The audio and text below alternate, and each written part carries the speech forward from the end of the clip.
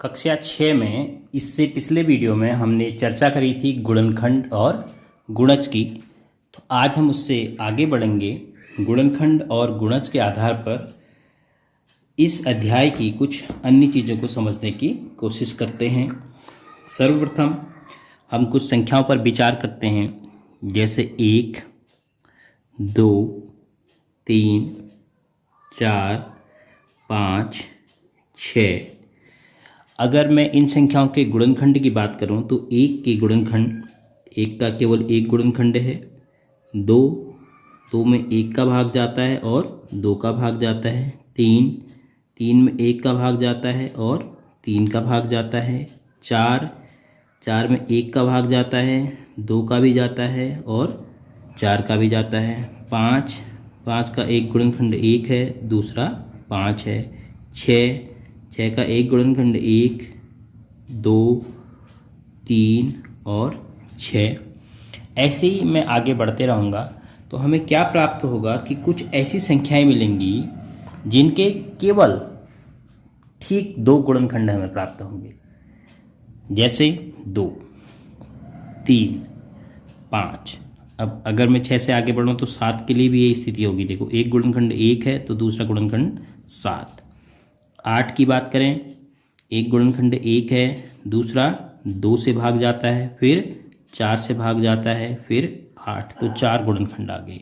अगर 9 की बात करेंगे तो 1 का भाग जाता है, 3 का भाग जाता है, 9 का भाग जाता है। 10 की बात करेंगे तो 10 के गुणनखंड 1, 2 का भाग जाएगा, 5 का भाग जाएगा और 10 का भाग जाएगा। तो हमें इन संख्याओं में से कुछ ऐसी संख्याएं मिल रही हैं जिनके ठीक 2 गुणनखंड हैं। तो ऐसी संख्याओं के लिए हम शब्द इस्तेमाल करते हैं अभाज्य संख्या। इन संख्याओं का नाम हम कहते हैं अभाज्य संख्या। तो अभाज्य संख्याएं कौन सी संख्याएं हुई? जिन संख्याओं के ठीक 2 गुणनखंड होंगे, मतलब उनमें एक और स्वयं के अलावा किसी और संख्या से भाग नहीं जाएगा। अभाज्य संख्या का मतलब जिनके ठीक 2 गुणनखंड होंगे। दूसरे अर्थों में देखिए, 2 में 1 का और 2 का भाग जाएगा, 3 में 1 का और 3 का जाएगा, लेकिन 4 में 1 का, 2 का और 4 का चले जाएगा, तो ये अभाज्य संख्या नहीं हुई। 5 में 1 और 5 का जाएगा तो 2 ही गुणनखंड हुए।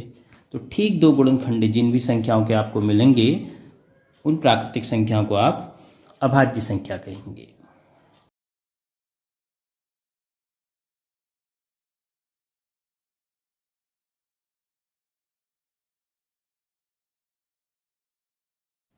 तो ऐसी संख्याएं जिनके गुणनखंड एक और स्वयं वह संख्या ही होते हैं, उन्हें हम अभाज्य संख्याएं कहेंगे। तो अभाज्य संख्या सबसे पहली कौन होगी? अभाज्य संख्या होगी, प्राकृतिक संख्याओं में सबसे पहले अभाज्य संख्या होगी 2, क्योंकि 1 का केवल एक ही गुणनखंड है, 2 के 2 गुणनखंड हैं, 3 के 2 गुणनखंड हैं। तो सबसे पहली अभाज्य संख्या आपके पास होगी 2। अब अभाज्य संख्याओं के अतिरिक्त यदि गुणनखंड एक और स्वयं वह संख्या के अलावा 3 हो गए, माना किसी संख्या के गुणनखंड 2 से अधिक हो गए, तो उनको हम क्या कहेंगे? फिर भाज्य संख्या। भाज्य का मतलब हुआ कि उन संख्याओं को हम एक और स्वयं के अलावा किसी तीसरी संख्या से, चौथी संख्या से भी भाग पूरी बार दे सकते हैं। जैसे 6 को हम 1 से भी पूरी बार भाग दे सकते हैं, 6 से भी, और 1 और 6 के अलावा हम 2 से भी 6 को पूरी बार भाग दे सकते हैं, और 3 से भी। इसलिए 6, 4 इन संख्याओं को भाज्य संख्या कहेंगे। तो दूसरा,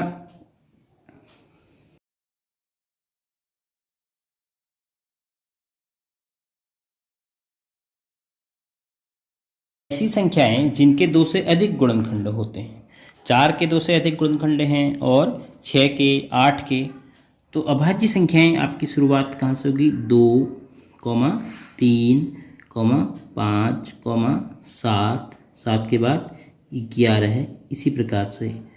और भाज्य संख्याएं ऐसी संख्याएं जिनके 2 से अधिक गुणनखंड होते हैं। अब तो इसका मतलब एक तो भाज्य संख्या भी नहीं हुई, क्योंकि 1 के तो 2 से अधिक गुणनखंड नहीं है। तो भाज्य संख्याएं शुरू होंगी 4 के बाद 6 के बाद 8 के बाद 9, 10, 12 है, इस प्रकार से इन संख्याओं को हम कहेंगे भाज्य संख्याएं। तो मैं आशा करता हूँ कि दो चीज़ क्लियर हो गई होंगी, एक तो अभाज्य संख्या किसे कहेंगे और दूसरा भाज्य संख्या किसे कहेंगे। ये आगे के लिए भी बहुत महत्वपूर्ण टॉपिक है। इसके बाद कुछ संख्याएं जो सिर्फ 2 की गुणज होती हैं, ऐसी प्राकृतिक संख्याएं जो 2 की गुणज होती हैं, जैसे 2 के गुणज लिखेंगे तो 2, 2 दूनी 4, 2 तिया 6, 2 चौको 8, 2 पंचे 10, 12 है, 14 है। इन संख्याओं को भी एक विशेष नाम से हम जानते हैं, इन्हें कहते हैं सम संख्या, यानी जोड़े में। तो हम 2 के जोड़े बना सकते हैं। तो अगला टॉपिक है जो आपने ध्यान में रखना है, सम संख्या।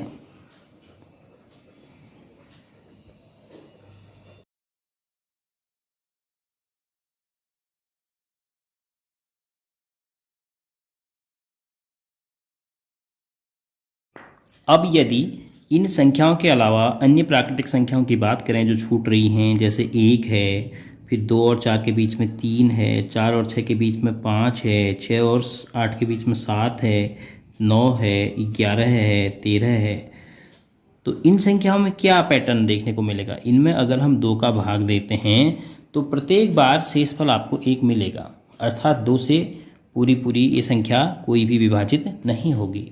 तो इस प्रकार की संख्याओं के लिए हम शब्द इस्तेमाल करते हैं विषम संख्या, अर्थात जो संख्या जोड़े में नहीं है। जोड़े में है कहने का मतलब है, जैसे मैं 5 को ऐसे प्रदर्शित करूं, ये तो अगर मैं जोड़ा बनाऊं तो 1 जोड़ा 2 जोड़ा तो ये बच जाएगा। तो ये किसको रिप्रेजेंट कर रहा है? 5 को। तो 5 एक किस प्रकार की संख्या है जो जोड़े में नहीं है, इसलिए हम 5 को कहेंगे विषम संख्या। तो जोड़े में नहीं है कहने का मतलब है कि वह संख्या 2 से पूरी विभाजित नहीं हो रही है। तो ऐसी संख्याओं का नाम हम कहेंगे विषम संख्या।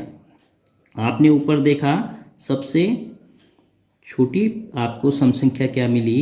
सबसे छोटी सम संख्या मिली 2। ऐसे ही सबसे छोटी विषम संख्या भी आपको प्राप्त होगी, वो होगी प्राकृतिक संख्याओं में जो सबसे पहली है 1।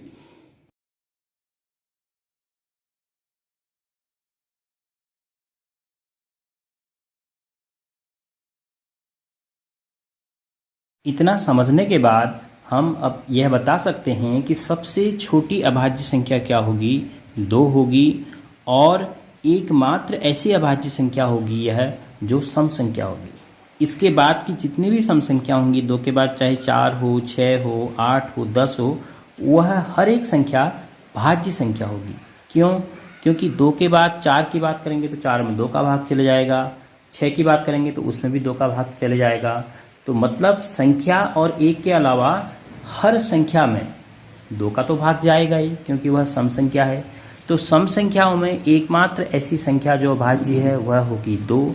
और विषम संख्याओं में बहुत सारी संख्याएं आपको अभाज्य मिल सकती हैं, जैसे 3, 3 के बाद 5, 5 के बाद 7, 7 के बाद 9 में 3 का भाग चले जा रहा है तो 11 अगली विषम संख्या फिर से आपके पास अभाज्य हो गई। फिर 13 है, फिर अभाज्य हो गई। 13 के बाद वाली जो 15 है उसमें 3 और 5 का भाग चले जाएगा तो वह अभाज्य नहीं होगी। लेकिन 15 के बाद 17 में किसी का भाग नहीं जाएगा, 1 और 17 के अलावा, तो वह अभाज्य संख्या हो जाएगी। तो इस प्रकार आप 1 से लेकर 50 तक की या 100 तक की गिनती लिख के उसमें छांट सकते हैं कि कौन सी संख्याएं भाज्य हैं और कौन सी संख्याएं अभाज्य हैं।